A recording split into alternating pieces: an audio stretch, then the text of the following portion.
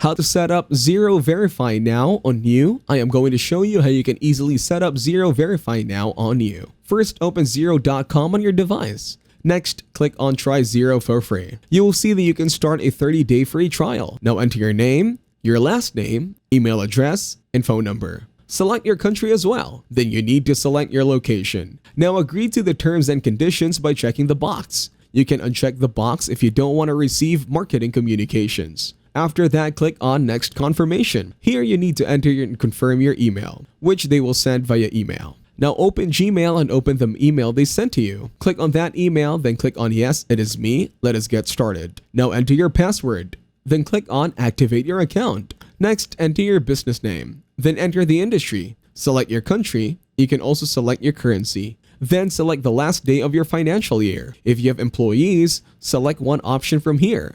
Then select which tool you are currently using to run your business. Now click on Start Trial or you can buy now. As you can see, our Xero setup is complete. This is how you can set up Xero. Thanks for watching, leave a like and subscribe.